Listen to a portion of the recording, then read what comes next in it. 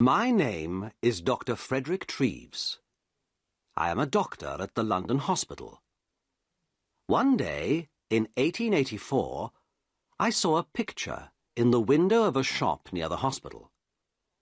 I stopped in front of the shop and looked at the picture. At first, I felt interested. Then I felt angry. Then afraid. It was a horrible, ugly picture. There was a man in the picture, but he did not look like you and me. He did not look like a man. He looked like an elephant.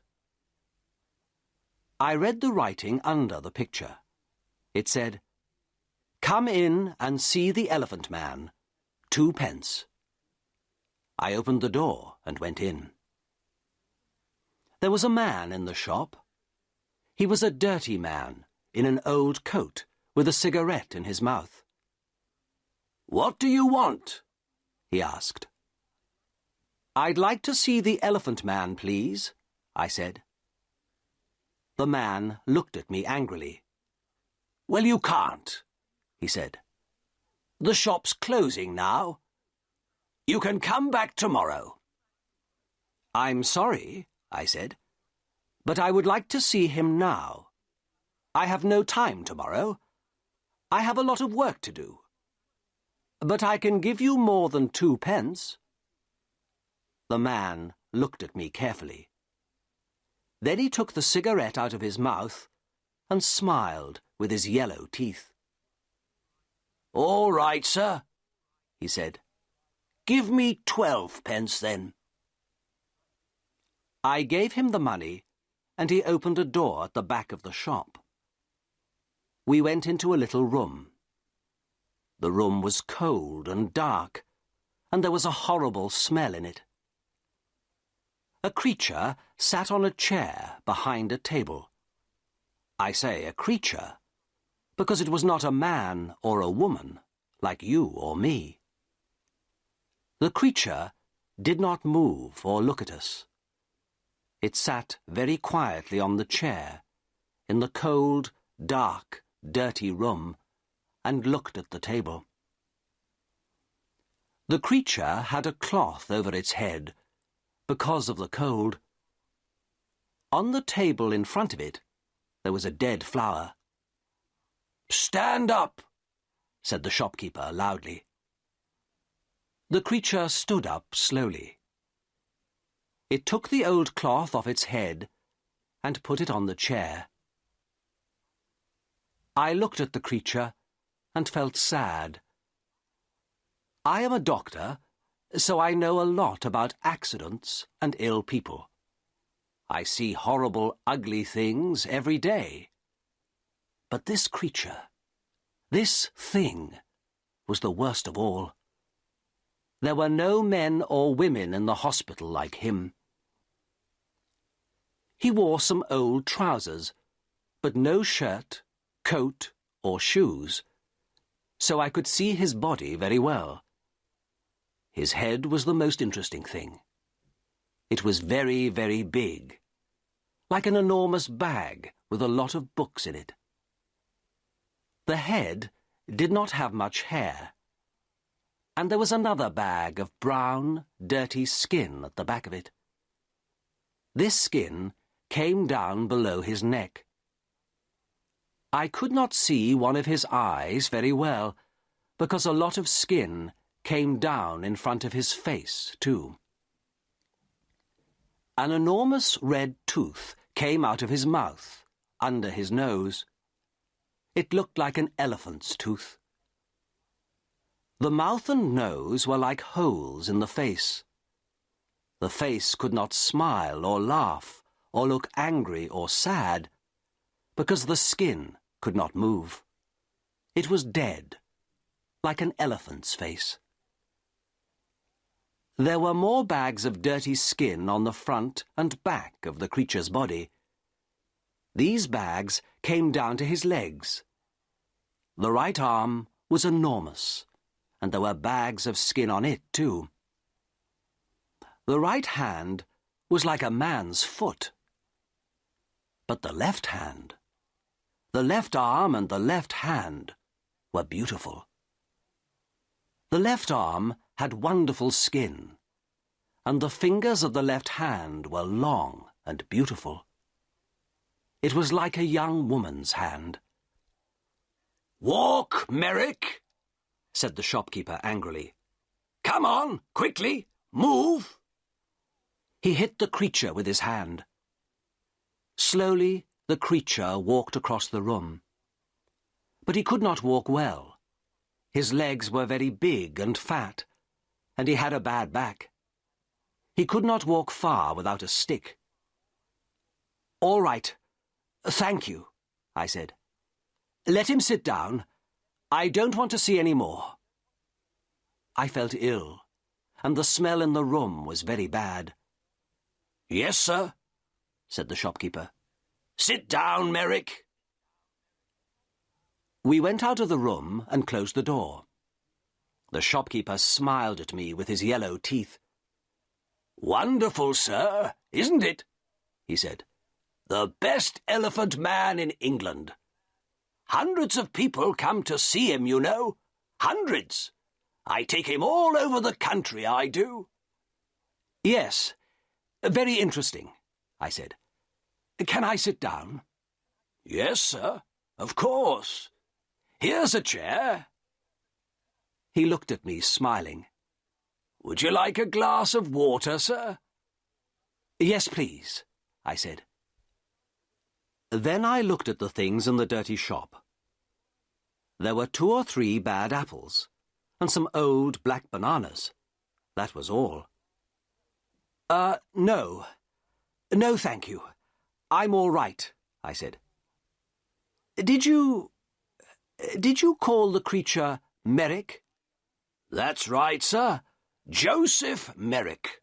The best elephant man in England. I take him all over the country, you know.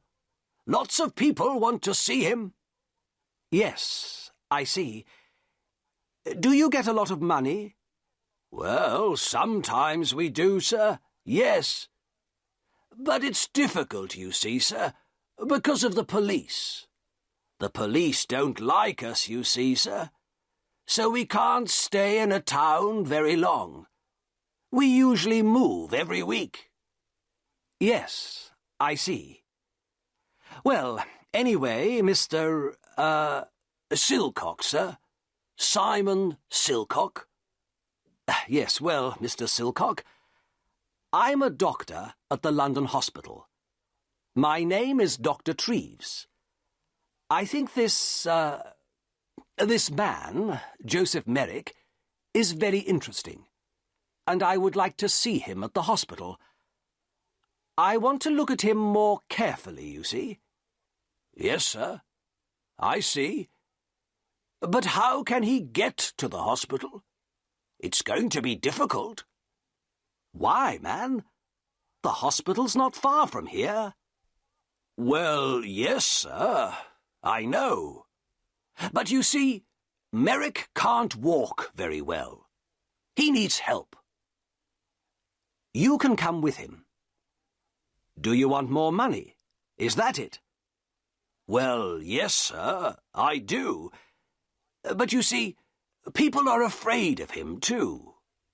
In the road, little boys always run after him and hit him.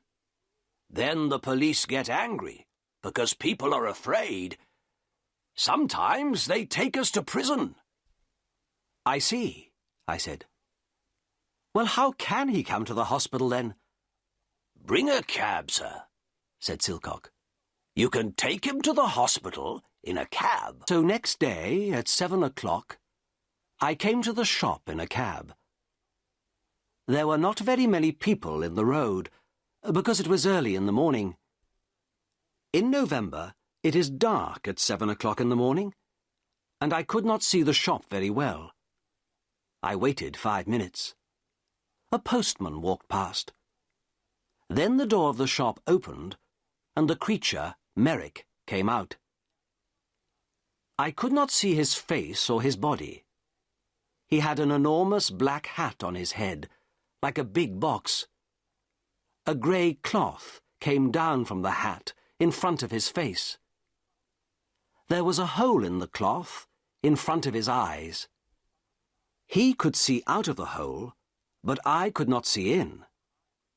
He wore a long black coat, too. The coat began at his neck and ended at his feet, so I could not see his arms, his body, or his legs. On his feet, he wore big shoes like old bags. He had a stick in his left hand, and he walked very slowly. I opened the door of the cab and got out. "Good morning, Mr. Merrick," I said. "Can you get in?" "Help my upper steps," he said. "I'm sorry," I said. "I don't understand." For a minute, he stood by the door of the cab and said nothing. Then he hit the cab with his stick. "Steps," he said loudly. "Help me up the steps." Then I understood. There were 3 steps up into the cab, and he could not get up them. "Yes, I see. I'm sorry," I said. "Let me help you." I took his left hand and began to help him. My right hand was behind his back. I felt very strange. His left hand was like a young woman's, but his back, under the coat, was horrible. I could feel the bags of old skin on his back under the coat. He put one enormous foot on the first step, and then he stopped. After a minute, he moved his second foot slowly. Then he stopped and waited again. "Hello, sir. Can I help you?" I looked behind me. It was the postman, and behind him I could see 3 young boys. One of the boys laughed. The postman smiled. "Is the gentleman ill?" he asked. I thought quickly. "Yes, but this is a lady, not a gentleman. I'm a doctor, and she's ill. Take her hand so I can help her better." The postman took Merrick's left hand, and I helped him with 2 hands from behind. Slowly, very slowly, Merrick went up the steps and into the cab. One boy was very near the cab. He called to his friends.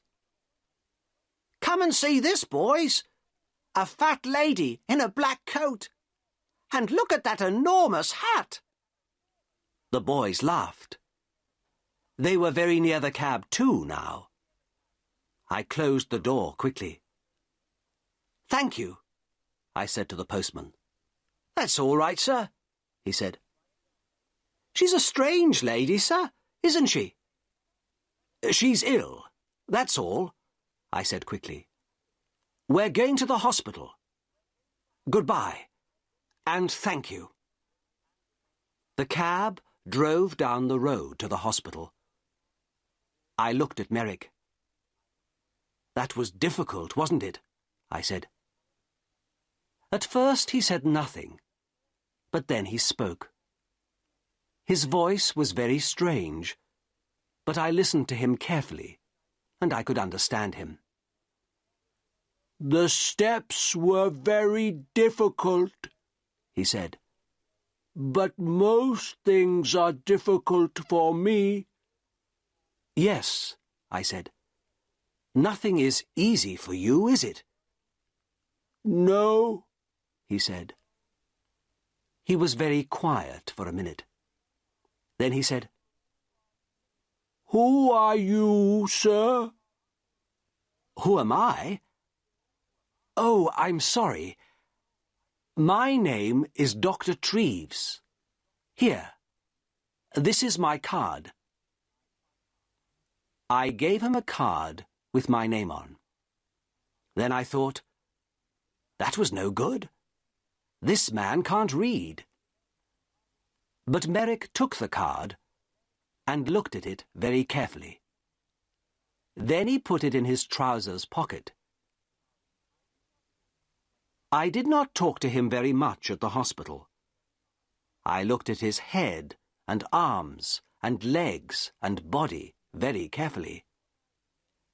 Then I wrote the important things about him in a little book. A nurse helped me. Merrick looked at her sometimes, but she did not smile at him or talk to him. I think she was afraid of him. I think Merrick was afraid too, because he was very quiet. At 4 o'clock, I took him back to the shop in a cab. The next day, I looked in the shop window again, but the picture was not there. I did not see Merrick again for 2 years. Then, one day, the police found him. He had my card in his hand, so they brought him to the London hospital. He was very tired, hungry, and dirty, so I put him to bed in a quiet little room. But he could not stay at the hospital.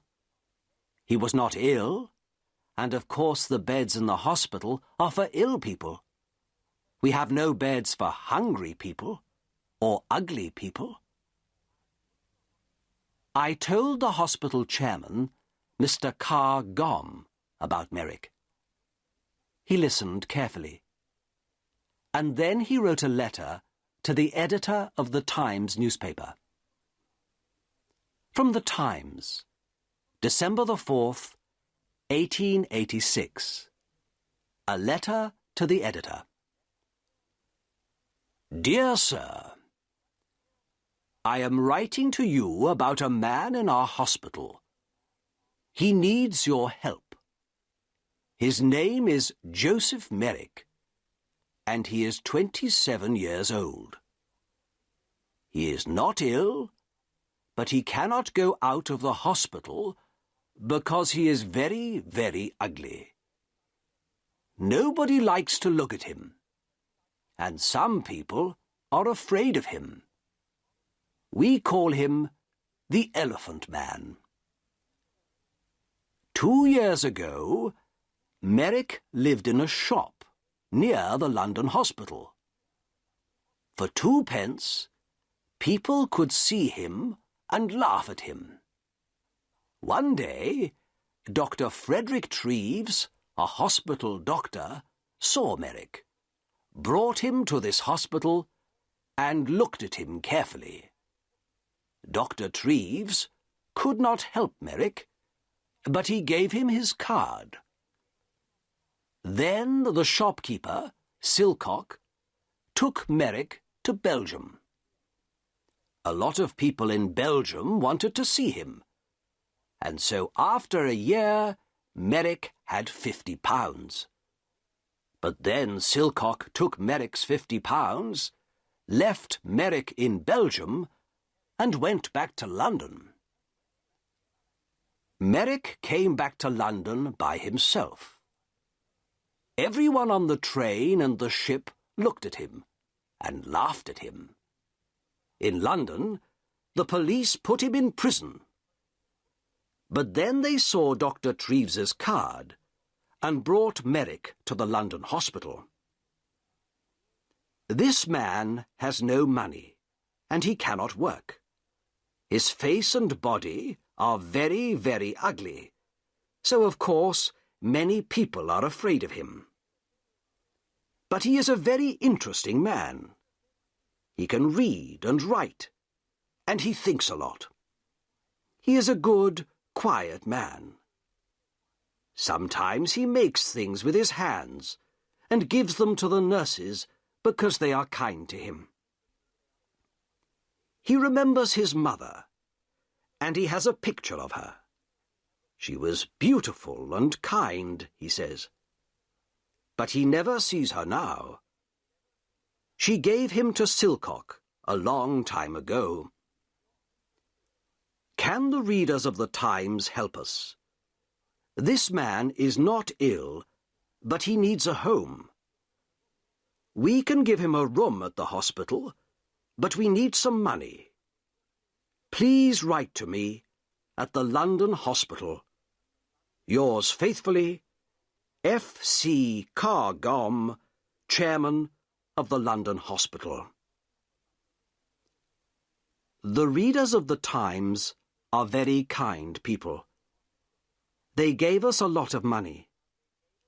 After 1 week, we had £50,000, so Merrick could live in the hospital for all his life. We could give him a home.